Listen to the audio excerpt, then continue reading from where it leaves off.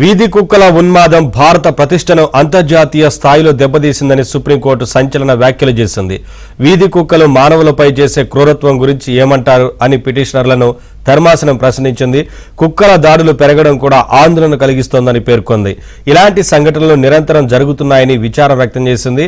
మన దేశాన్ని విదేశీయులు కించపరిచేలా మాట్లాడటానికి కుక్కల బెడద కూడా కారణమని సుప్రీం వ్యాఖ్యానించింది.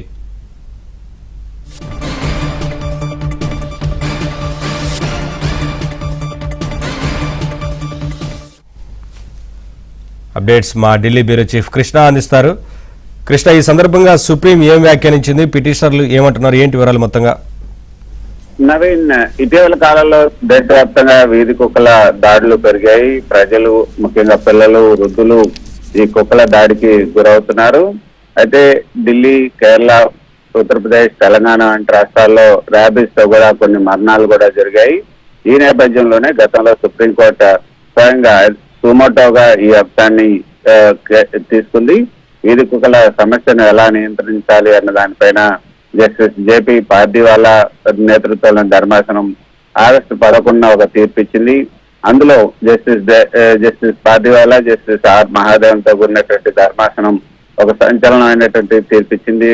అప్పట్లో ఢిల్లీ ఎన్సీఆర్ ప్రాంతాల్లో అన్ని వీధి కుక్కలను కూడా పట్టుకోవాలి, వాటన్నింటినీ కూడా షెల్టర్ హోమ్లకు తరలించాలి, మళ్ళీ వాటిని వీధుల్లో వదిలిపెట్టద్దు, పబ్లిక్ ప్రదేశాల్లో కుక్కలకు ఆహారం పెట్టడం నిషేధం అంటూ కోర్టు ఒక ఆదేశాలను జారీ చేసింది.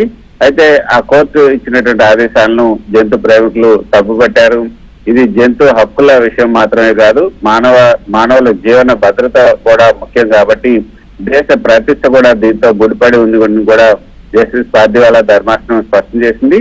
అయితే ఆ తర్వాత కొంత వ్యతిరేకత కారణంగా ఈ యొక్క తీర్పు పైన జంతు హక్కుల సంస్థలు, కార్యకర్తలు, వెటనరీ నిపుణులు చేసినటువంటి వ్యతిరేకత కారణంగా మరో ముగ్గురు న్యాయవాదులు justice Vikram Nath, justice Sandeep Mehta, justice Anjaria నేతృత్వంలోని ధర్మాసనం మళ్ళీ దీన్ని పరిశీలించి కుక్కలను పట్టుకొని స్టెరిలైజేషన్ చేయాలి, ర్యాబీస్ టీకాలు వేయాలి, ఆ తర్వాత వాటిని తిరిగి అదే ప్రాంతంలో వదిలిపెట్టాలంటూ కొంత ధర్మాసనం గతంలో ఇచ్చినటువంటి తీర్పును సవరించింది. అయితే రాష్ట్రాలు ఈ యొక్క ఆదేశాలను, కోర్టు ఇచ్చినటువంటి ఆదేశాలను ఏ మేరకు అమలు పరిచాయి అన్న దానిపైన కొంత అఫిడవిట్ దాఖలు చేయాలని రాష్ట్రాలకు ఆదేశాలను జారీ చేసిన కొన్ని రాష్ట్రాలు మాత్రం ఇంకా అఫిడవిట్ దాఖలు చేయకపోవడంతో ఈ రోజు సుప్రీంకోర్టు ఆగ్రహాన్ని వ్యక్తం చేస్తూ అన్ని రాష్ట్రాలు, అంటే అఫిడవిట్ దాఖలు చేయని రాష్ట్రాలు ఎవరైతేనే ఆ రాష్ట్రాలకు సంబంధించిన చీఫ్ సెక్రటరీలు కోర్టుకు హాజరు కావాలంటూ ఆదేశాలను జారీ చేసింది. Right, thank you Krishna.